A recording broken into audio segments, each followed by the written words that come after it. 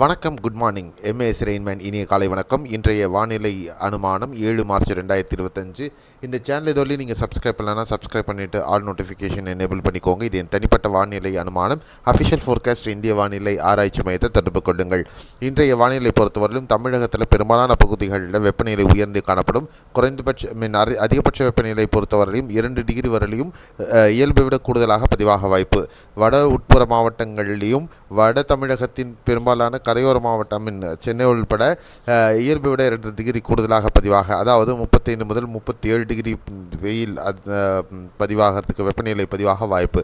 அதே நேரத்தில் கொங்கு பகுதிகளிலும் பெரும்பாலான பகுதிகளில் 35 முதல் 37 வரையிலுமான அதிகபட்ச வெப்பநிலை பதிவாக வாய்ப்பு.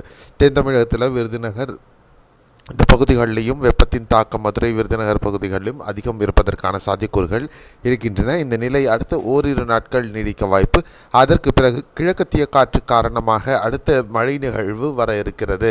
அதே நேரத்தில் அடுத்த 24 மணி நேரத்திற்கு பொறுத்தவரையிலும் காற்றின் வேக மாறுபாடு காரணமாக பெரும்பாலும் கேரள பகுதிகளில் வெப்பச்சலன மழை இடிமழை பதிவாகிறதுக்கான சாத்தியக்கூறுகள் இருக்குது. பெரும்பாலான கேரள பகுதிகளில் இன்று வெப்பச்சலன மழையை நம்ம எதிர்பார்க்கலாம்.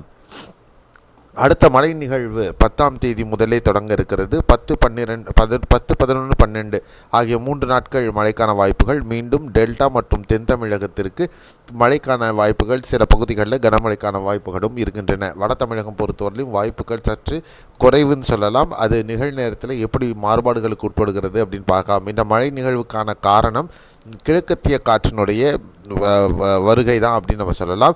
ஒரு வளிமண்டல மேலடுக்கு சுழற்சி பூமத்திய ரேகையை ஒட்டி செல்ல இருக்கிறது. அதன் காரணமாக இழுக்கப்படக்கூடிய இந்த கிழக்கு திசை காற்று காரணமாக வரக்கூடிய மழை நிகழ்வு இந்த நிகழ்வுக்கு பின்னாடி 19, 20 தேதிகளில் மீண்டும் இன்னொரு மழை நிகழ்வும் இருக்கும் அப்படின்னு நம்ம எதிர்பார்க்கலாம். ஸோ இப்போதைக்கு இந்த மழை நிகழ்வு தென் தமிழகம், டெல்டா, மேற்கு தமிழகம், அதாவது கொங்கு பகுதிகளுக்கும் மழைக்கான வாய்ப்புகள் இருக்கும் ஒரு இடங்களில் அப்படிங்கிறது தான் இப்போ இருக்கக்கூடிய எதிர்பார்ப்பு. அதுதான் இந்த மேப்பு உங்களுக்கு டெபிக்ட் பண்ணுது. ஸோ மீண்டும் அடுத்த காணொலியில் வரக்கூடிய நாட்களில் எப்படி வானிலை இருக்க போகுது அப்படிங்கிறத தொடர்ந்து பார்க்கலாம். கண்டிப்பாக நம்ம சேனலை ஃபாலோ பண்ணலன்னா ஃபாலோ பண்ணிக்கோங்க. அடுத்த வீடியோவில் சந்திக்கலாம். நன்றி, வணக்கம், bye, see you, have a nice day.